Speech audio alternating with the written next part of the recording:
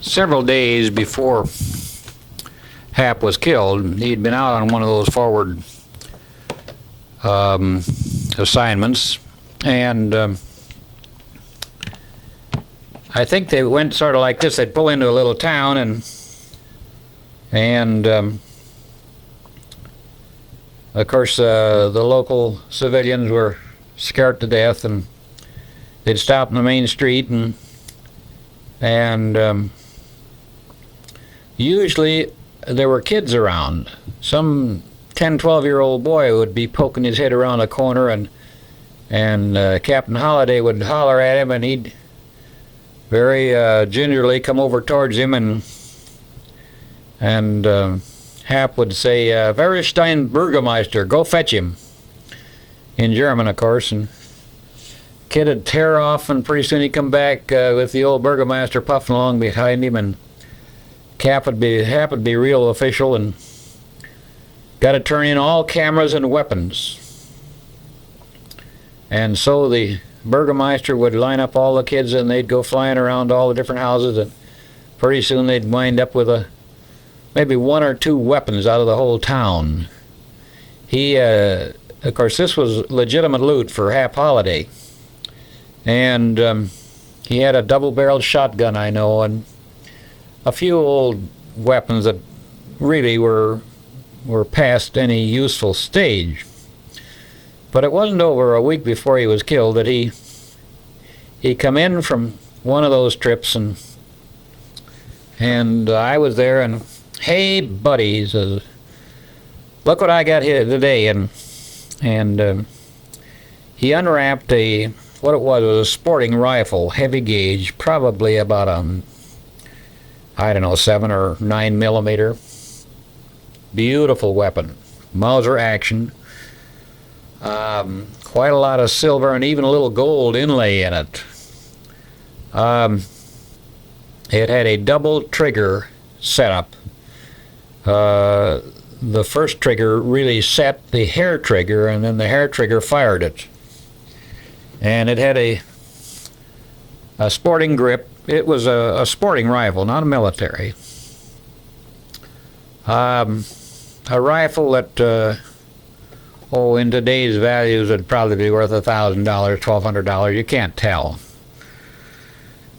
But I looked at it, and I waited for his reaction, and he said, "Hey," "that ought to be good to trade for a Luger, shouldn't it?" And I looked at it, and I said, "Oh my God, Hap," I said, "what a monstrosity." I said, "Look at that double trigger thing." I said, "Can you imagine," I said, "hunting deer with a thing like that, where you got to pull the first trigger and then pull the second one?" I said, "It's pretty good trading material." I said, "I'd figure maybe about $40 long, and I'd give you that Luger for it." And his face fell. He was a little bit naive on some of that stuff. He was really disappointed. He thought he had the trading stock for that Luger, and of course I gave it back to him, and the thing was that somewhere along he had picked up a quarter-ton trailer. Now this was a Jeep trailer. We were not authorized any of those in our unit. Don't ask me why, but just table of organization for our unit did not include any quarter-ton trailers. But somehow or other he'd picked one up. It was practically new, abandoned by some other American unit. It was an American piece of equipment. Had a nice tight tarp over the top of it, and Hap was pulling that with his Jeep, and he designated it for the use of the 3 battery officers. That would be himself and Regner and myself. And all of the pistols that I had acquired, except for one that I happened to be wearing, a P-38, which I still have, was in that little trailer. And of course the real good rifle that he had picked up a week or so before was also in that. And in the ambush, we lost the trailer and never did recover anything in it. I was particularly distressed over the loss of a collection of maps that I'd used. You see, the Army, as quickly as we moved into a new area, I was a field artillery forward observer, running the OP, the observation post, and as such I needed a map. And so I was one of the people that was officially issued the map of the area, and you might get as many as 4 or 5 maps. They were different sizes, but the real meticulous detail, why they'd show every fence post, for instance, and accurate yardage. I don't know where the Army got all those maps, but they certainly had them, and not only that, they were always available just when we needed them. We moved into a brand new area, and within a matter of an hour or two, here maps be furnishing, and I'd pick up a nice leather German map case somewhere, and I had meticulously saved all of the maps that I had used, put them in this map case, and of course that disappeared along with the other German loot we had. In addition, I lost all of the clothes except the clothes I was wearing. I shouldn't say all of the clothes, because I did happen to have what they used to call a valet pack, a kind of a suitcase that was in the supply truck. But I went for about the next 30 days with just the clothes I was wearing until I could acquire more clothes and get something to change, even to get them washed. It was a little bit awkward, but not really important in that day and age. Of course, you develop a certain lot of ideas about being in combat, one thing or another, and I'm not really too morbid about the pistols and clothes and whatnot we lost in that fiasco that took the life of your father, because the bottom line was nothing else mattered if you got through that war walking around in one piece healthy, which of course I did.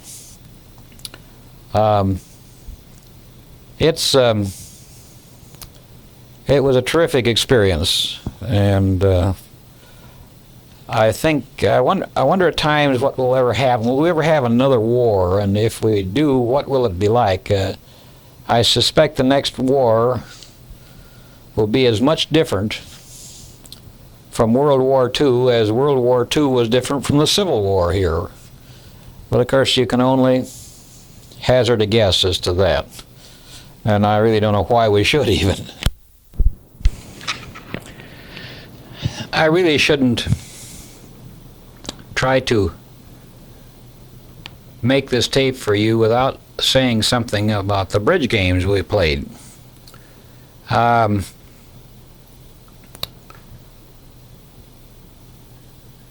As I perhaps have mentioned, Charlie Turner, First Lieutenant Turner, was really on the staff, and as such was always in the proximity of the headquarters battery. He was actually the survey officer for the battalion.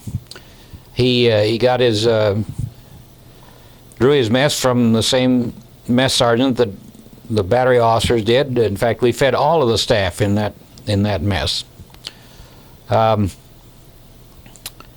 some reason or other, Charlie Turner attached himself to the 3 battery officers. That would be Hap and Jim Regner and myself, and so that made a foursome. While in England, Charlie Turner had come in one day with one of these old-fashioned farmer kerosene lanterns, kind of a bright finish, and not a military piece of equipment at all. And he said, I saw that. He bought it in an English store somewhere, and he said, I thought that might come in handy. Well, believe you me, it did. We played bridge by that kerosene lantern under a lot of different conditions. We'd been known to play in the back end of a 2.5-ton truck, in that kind of a foxhole quarters we had there out of St. Vith, in tents and in the mess kitchen, and just anywhere we could sit down and it'd all be comfortable while we'd have a bridge game. Carl Holliday and myself against Jim Regner and Charlie Turner. It's kind of interesting. We were the bold, high-bidding two, and if we ever got a break of any kind of luck, why, we whipped them solid. Of course, we probably got set about 3 times as much as they did. They were more conservative, and I remember one time after Lieutenant Colonel Neely, who was the original commanding officer of the 561st, was relieved of his command in the St. Vith area prior to the Battle of the Bulge, and he was replaced by this Colonel White. Actually, there weren't a lot of bridge players amongst the officers of the 561st Field Artillery, and this Colonel White did enjoy playing bridge, and since we were the only 4 that regularly played, why, he made quite an effort to kind of break in on the thing, especially if somebody wasn't there, which was quite frequently. I wasn't there, and it got to a point where the rest of the fellows were not too really anxious to play with Colonel White, but I remember a time or two playing with him, but Hap Holliday and I were playing against he and probably Turner. And this White was a highly intelligent officer, and he had studied playing bridge somewhere, and of course, if you play bridge, you're supposed to have such and such a point count before you bid so and so, and Carl Holliday and myself, we weren't probably too adept at counting points, and we didn't pay that much attention to the game, and I always remember Colonel White, after we had beat them soundly, he said, "Why, you can't do that." He said, "You can't bid what you bid with the count you had." And of course it turned out that we each had about parallel count, and anyway, we whipped him. And another evidence of Carl Holliday's being such an extrovert, it didn't bother him to bid up. He loved it, and if he got set, it didn't bother him either. I can vividly remember him looking at me when Colonel White was complaining about how we couldn't do that, and a big broad wink that the colonel couldn't see. I guess I could go back and relate just how I knew Captain Holliday before we got overseas. He was part of the original detachment that were detailed to organize the 561st Field Artillery Battalion. He was a captain when he was transferred into the 561st. I was also a part of the original detachment, and I think was assigned to Service Battery. I had completed a tour of duty of 2.5 years as an enlisted man. I actually was in active duty on the Army on April 1, 1941, which was, I guess 9 months before Pearl Harbor.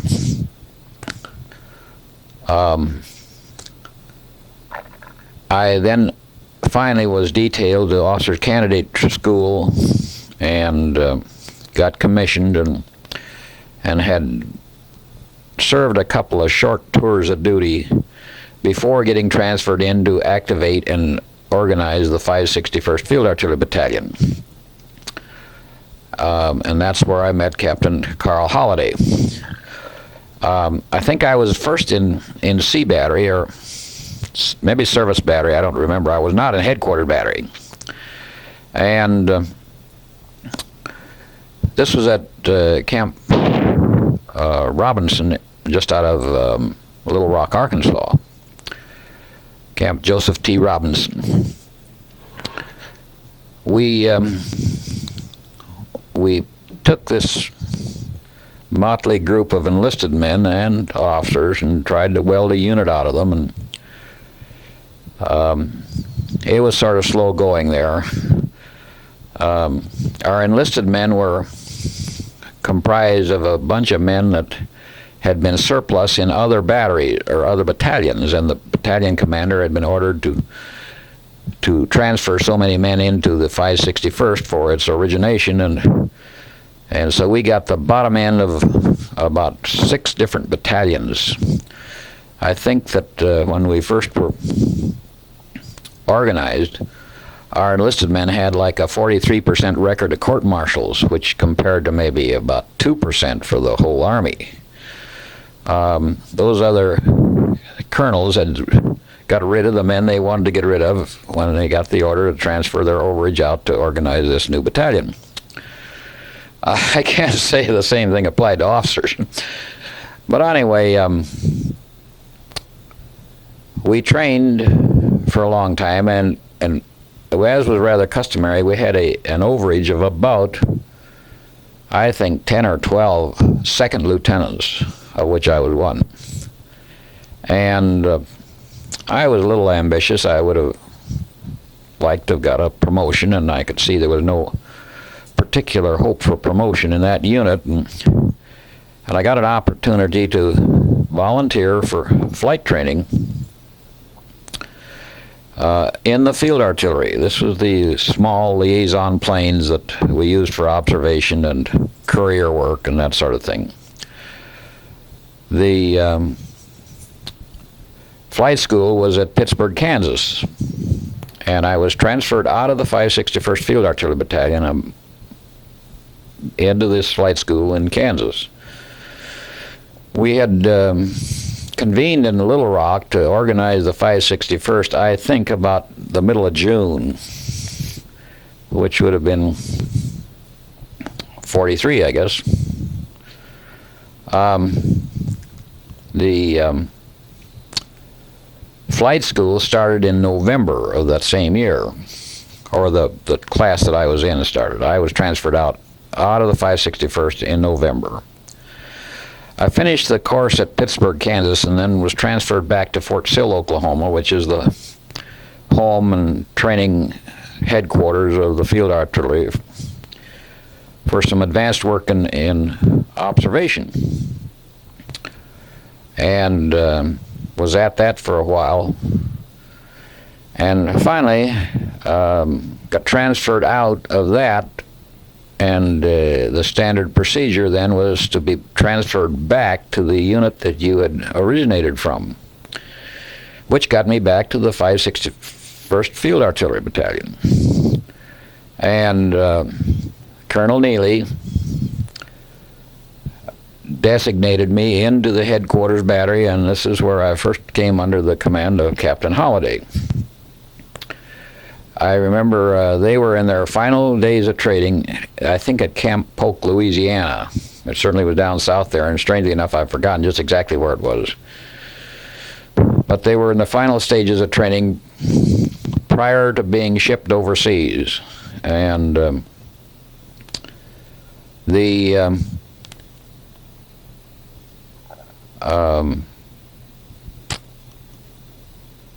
as I say, I was transferred into the headquarters battery, and I remember the day that I was transferred there, Captain Holliday said, he said, "Welcome back." He said, "You're just in time to take a forced march with a 40-pound pack tomorrow morning at 7 o'clock. And I said, "Oh, Hap," I said, when I was flying, I said, I had to get rid of all my heavy shoes. I said, "I don't have anything but a pair of Oxfords to hike in." And he kind of laughed, and he said, "Well, you better get one, because the colonel says everybody takes this forced march final training." So I went down to the quartermaster and picked out a pair of combat boots that felt pretty good, and I was when I got them, they were brand new, of course, and I was going to give them the breaking in treatment that a lot of people did in the Army. Would stand in a pan of hot water with about 3 or 4 inches of water in it until they got well soaked up, and then wear them until they dried. That was a quick way of breaking in a pair of boots. But I didn't do that. They felt pretty good, and I went out the next morning and made the hike and had no problems at all with my feet. I wound up at the tail end of our battery area and variously helped 4 or 5 of the enlisted men who were having a little trouble making the march, and I know that I won the approval of those enlisted men, and I also won the approval of Captain Holliday. Got off to a good start.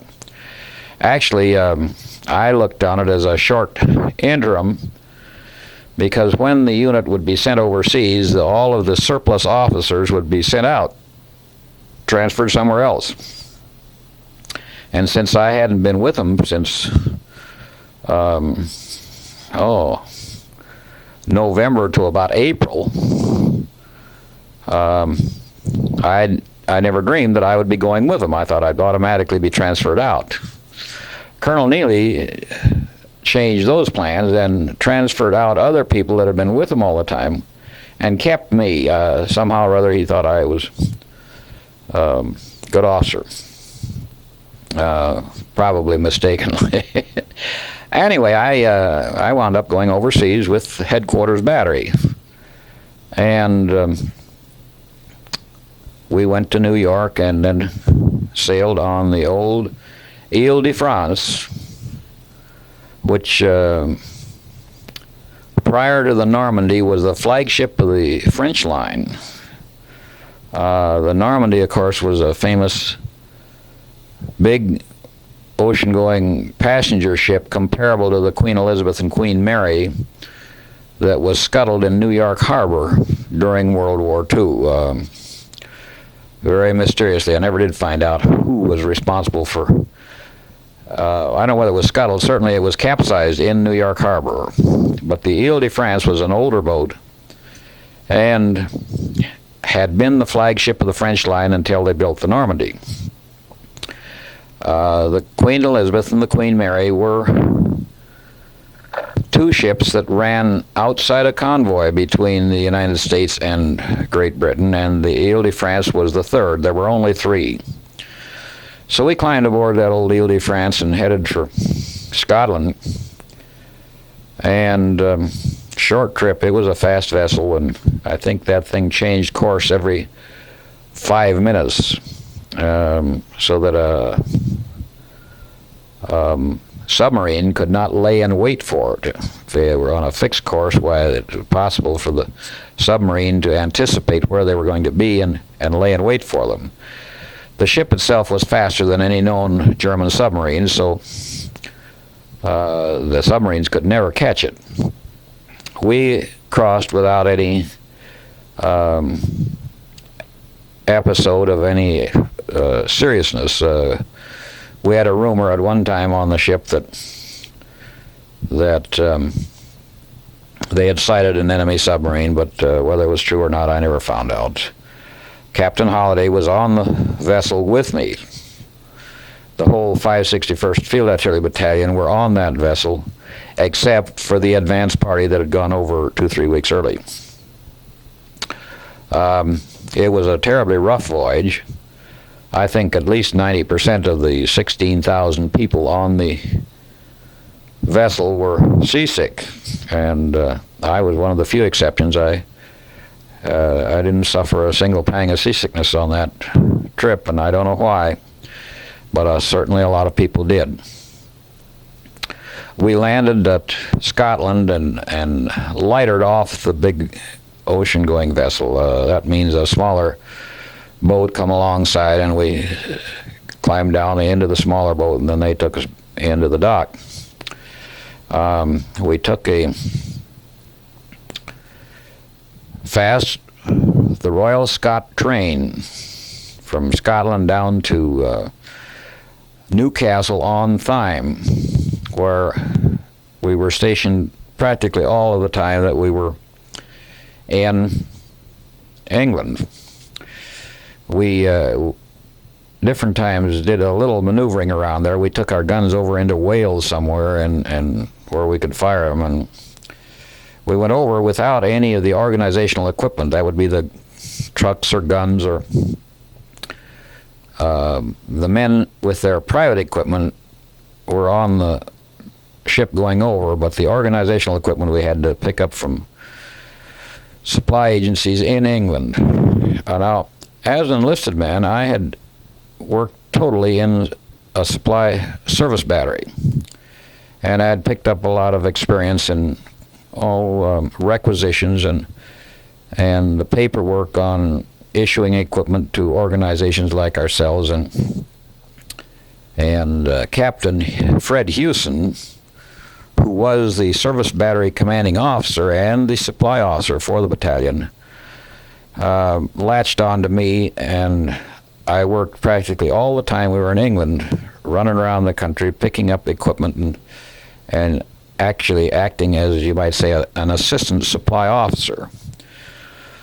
Although I was still under headquarters battery, and Captain Holliday was my battery commander. I would be gone overnight a lot of times. I suspect that I was gone as much as I was there when they were at Newcastle. And I do remember getting back in one evening after having been gone, and Captain Holliday said, well, he said, as long as you're here, why don't you take reveille in the morning?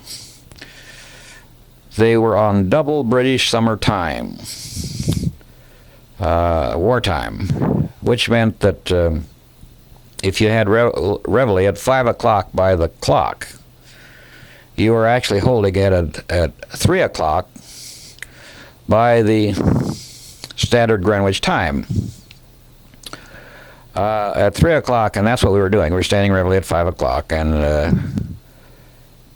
at 3 o'clock Greenwich time, it was just breaking daylight. And this was getting up period that I wasn't used to, and I made particular care to get one of the other officers from a different battery who was standing reveille to be sure and wake me up, which he did, and I got out to take reveille, and unfortunately the first sergeant had overslept that morning and didn't get the battery up.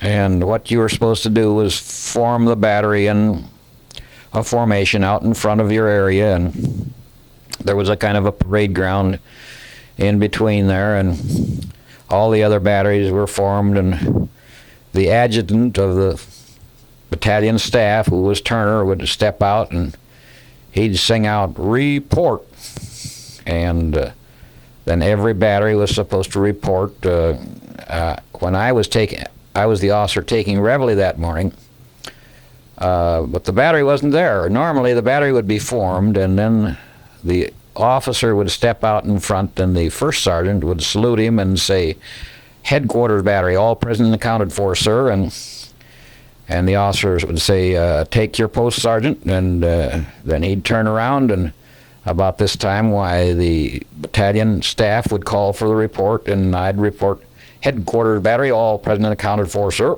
And then the other batteries would pick up the A battery, all present and accounted for, sir. B battery, all present and accounted for, sir. And the C battery and service battery. And here I was, the first sergeant wasn't there, and the battery wasn't there, and I bluffed the thing. I sailed out, "Headquarters battery, all present and accounted for, sir," and turned around and went in looking for Captain Holliday, and I reported to him that the headquarters battery had failed to report, had failed to muster. I remember he was very upset and confined the whole battery to the area for about a week, I think. It kind of amused me, and just one of the things that I remember about Captain Holliday, because I didn't get to work with him or get to know him very much. And of course I never did adopt the strict battery officer relationship with him that I could have, because when we were in England waiting to go into combat, as I say, I was acting as this assistant supply officer on a sort of detached service from him for a while. And about the time I finished that was about the time that we went across the channel and went into combat. Not much of an insight into Captain Holliday's life, but just a little bit. I don't mean to imply that I never developed a good relationship with Captain Holliday. In fact, just the opposite. Of all the people, of all the officers in the 561st Field Artillery Battalion, I had an affection and regard and respect for Captain Holliday more than any other single officer. I guess primarily because he was always so good at kind of snapping me out of a mental depression that I was kind of subject to, and I guess he could recognize that, and he was particularly well adapted to lighten up the whole tension of the moment or whatever. We had a tremendous dependence on humor in combat. I think without the humor, we would have never been able to take it.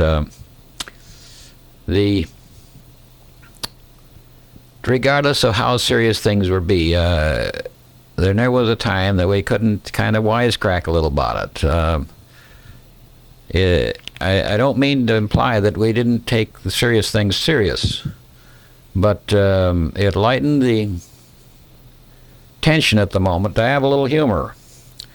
And I can perhaps dwell on that a little bit, or go into that. The day that Captain Holliday was killed, we were deep in Germany, and the weather was beautiful, and we'd about run out of all organized resistance. And I suspect that they were doing something they normally wouldn't have done, because this was a column comprised of the advance parties of about 3 different battalions plus a group headquarters. And I mentioned earlier in this tape that the heavy artillery were not really trained for close-in combat. And I think probably the orders that took us into that area were a violation of standard practice of using the heavy artillery for advanced units. Anyway, they had started out, this advance party, and Captain Holliday was with them. And I suspect it was probably a column of, I'm guessing, 80 or 100 vehicles. And those vehicles that belonged to the 561st Field Artillery Battalion were towards the rear of the column, fortunately. The column started out with a destination of, I can only guess, maybe 12, 15 miles. And shortly after they started, somebody with authority changed their destination to maybe 30 miles. And it developed that they didn't have route markers enough to mark the route that far, and they radioed back to the 561st Field Artillery Battalion for more route markers, and I was the officer detailed to take 2.5-ton GMC trucks with probably about 20-25 men apiece. I was taking 40 or 50 men up to catch that column, so they'd have that many more men to mark the route for the main units that were going to follow them. Normally, we were working on a 35-mile speed limit throughout the combat zone. And I remember when they detailed me to catch the advance party, they authorized me to violate the speed limit. I was to put on all speed to catch them. I was doing this, and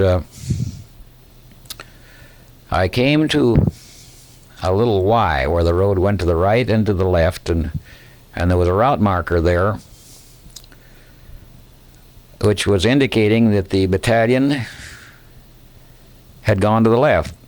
And immediately ahead was a little bit of a hill. And as I came up to this route marker, there was a lot of gunfire down ahead over this hill and directly ahead for me. And I stopped to ask him what was going on, and he said he didn't know that he'd been there he thought about 15 minutes, I believe. And that shortly after they let him off, they run into this gunfire down there, and he didn't know anything more. Well, I was faced with the problem of, should I take these 40 or 50 men I had up there to help those guys, or should I stay there? And I really didn't know what to do. Anyway, I hadn't been there very long, and I did not move forward. But I hadn't been there over about 5 minutes, and a Jeep came roaring over the hill backwards. This was Master Sergeant Weaver from our outfit, alone in the Jeep. And he came over that hill. He must have been in reverse at about 35 miles an hour. And the Jeep was pretty well shot up. I know the press zone was gone. And he was pretty shook up, but he was not hurt. And he was a level-headed guy. I knew him fairly well.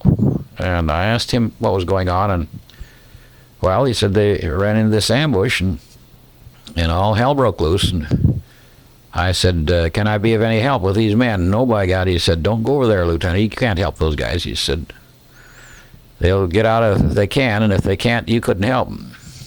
And I remember this resolved my decision to stay there. Hadn't been there but just a few minutes, and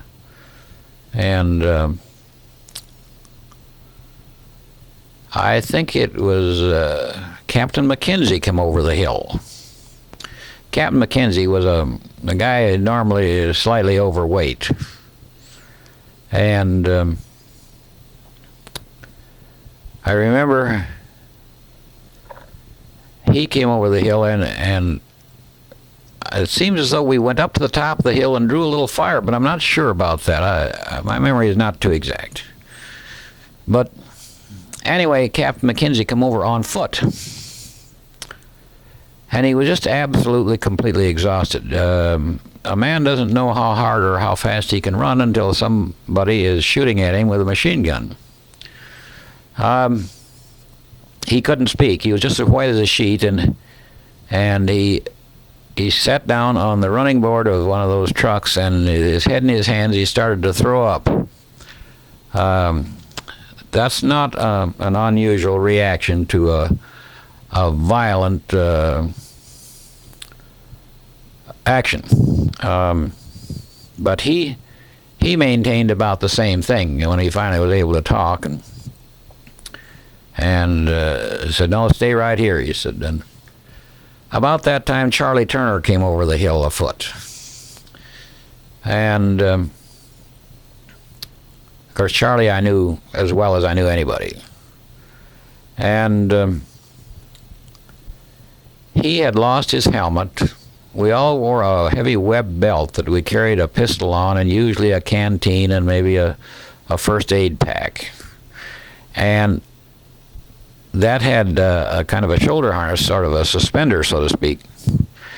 And most of us wore that suspender. It helped you carry the belt and was much more comfortable. A lot of guys wore only the belt, but a lot of us wore the web belt with the harness over your shoulders, and you could then hang a lot of stuff on there, and it was on your shoulder rather than on your belt around the waist. And you never saw a man in combat without his helmet and without his web belt and harness, if he was wearing a harness. But the web belt or steel helmet were absolutely a must. And here comes Charlie Turner without either one. And I looked at him, and of course, as I say, I knew him as well as I knew anybody, and I said, Charlie, I said, where the hell is your pistol?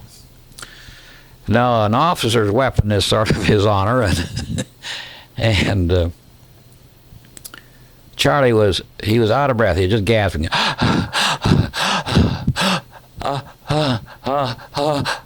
Finally, he said about the pistol, he said, I threw it at him. It was the only damn thing it's good for. Now, again, I was facetiously asking him where his pistol was, and he was facetiously telling me. Um, bear in mind that he was suffering from about as great a traumatic shock as he received any time during the war. But me, I was fairly normal. I'd hit that Y on the road there, and hadn't been under any gunfire or anything like that, and I was about as supposedly rational as I could be. Years later, when we took our famous reunion in Europe, we had a terrible time finding the road that Captain Holliday and his crew were killed on. And it involved getting into East Germany.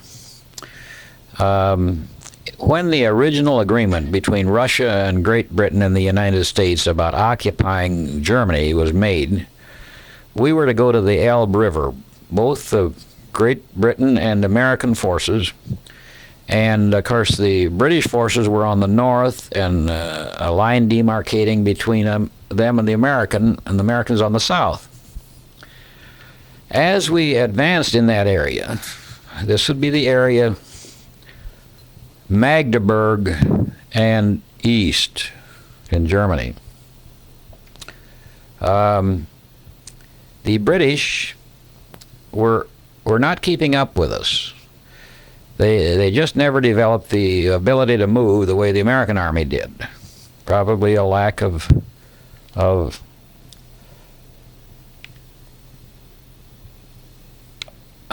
equipment. Anyway, the Americans broadened their front to the north, and which would be to our left, and took a bunch of the ground that the British were theoretically supposed to take, and they were going to occupy after the war ended. And this is the area the 561st was in.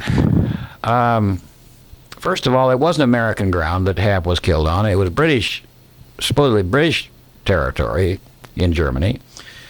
And then when Truman and Stalin got together in that Potsdam conference, and the hue and cry from the American public to get a piece of Berlin came up, Truman traded some of this very wealthy, rich farmland of the Magdeburg area, which was east of the Elbe River. I take that back, which west of the Elbe River. See, our combat forces moved to the Elbe River, but then some of that area that we occupied was traded to Stalin for East Germany in exchange for whatever rights we got in Berlin. So in our famous reunion, to get back to the road that Captain Holliday was killed on, we had to get into East Germany and get a visa and all that falderall.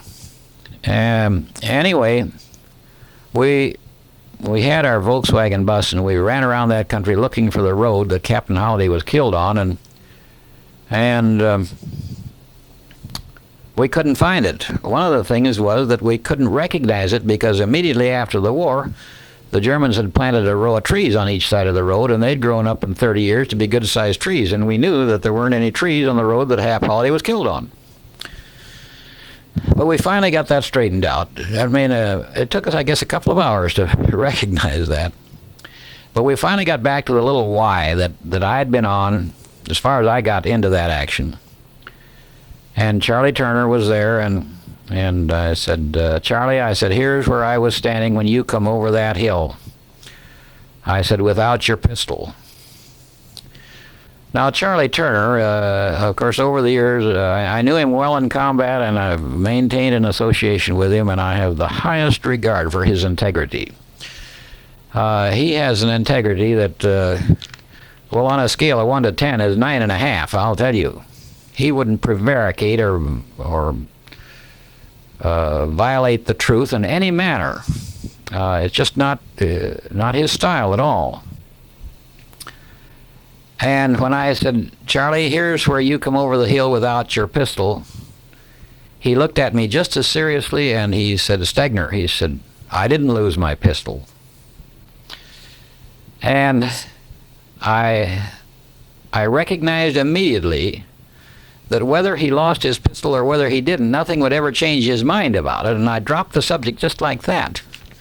I had no desire to pursue an argument with Charlie Turner, although in my own mind I was satisfied I was right, and I maintain that because I was not under the duress or the stress that he was at the time, my memory would probably be a little bit more accurate. But one thing that trip did prove is that human memories are very fallible. We more often than not could not agree on exactly what had happened in different places with different people that were involved in the same thing. We'd have two different recollections of the thing, and I think it's just a classic example of the frailty of human memory. That's about all I have to say about the action that your father lost his life in. Only one thing further.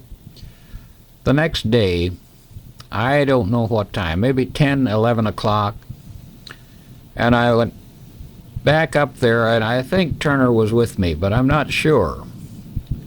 I believe Donzie was also along. Now,